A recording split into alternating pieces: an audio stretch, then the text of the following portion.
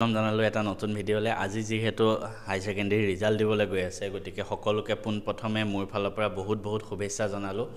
তোমালোকে যেনে ধৰণে ভাবিছা হেনে ধৰণেই যাতে সকলোৰে ৰিজাল্টবোৰ হয় ভবাতকে যাতে আৰু অলপমান ভাল হওক তাৰ কাৰণে ভগৱানৰ ওচৰত মই কৰজোৰে প্ৰাৰ্থনা জনাইছো তোমালোকে যেনেকৈ ভাবিছা তেনেকৈ তোমালোকৰ ৰিজাল্ট আহক তোমালোকৰ সকলোৰে মুখত হাঁহি বিৰিঙি উঠক তোমালোকৰ ঘৰ তোমালোকৰ ফেমিলি সকলোৱে যাতে স্যাটিসফাই হওক তাৰ কাৰণে মই আকৌ এবাৰ প্ৰাৰ্থনা জনাইছো তোমালোকৰ ৰিজাল্টসমূহ মোলে পঠাবা মই অধীৰ আগ্ৰহেৰে বাট চাই ৰম মোৰ নম্বৰটো হ'ল 8638987814 এই নম্বৰটোত মোক WhatsAppত তোমালোকৰ ৰিজাল্ট পঠাবা মই শুনিবৰ কাৰণে ৰখি আছো সকলোৰে ৰিজাল্ট ভাল হ'ব চিন্তা নকৰিবা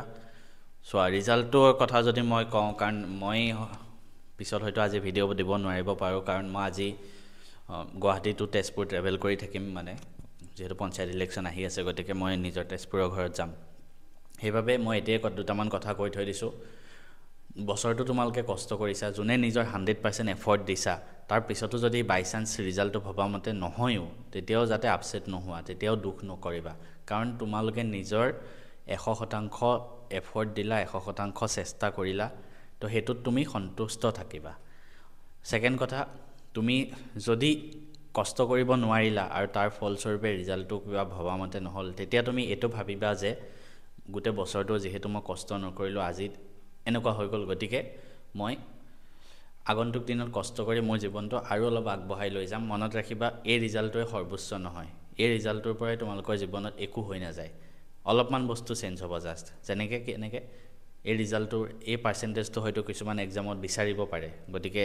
এইচএছৰ মাৰ্কসটো ইম্পৰ্টেন্ট হয় বাট আলটিমেটলি তুমি লাইফত কি কৰি আছা হেতু ইম্পৰ্টেন্ট হয় জীৱনত তুমি কিমান সুখী আছা হেতুহে ইম্পৰ্টেন্ট সো জীৱনত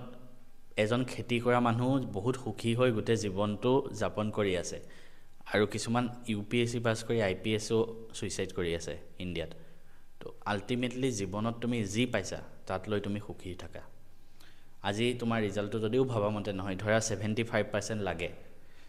এনআইটিত যাবৰ কাৰণে জেডব্লিউ দিবৰ কাৰণে তো 75% যদিও নহয় তুমি আসাম ইঞ্জিনিয়াৰিং দিবা অসম ইঞ্জিনিয়াৰিংত পঢ়িবা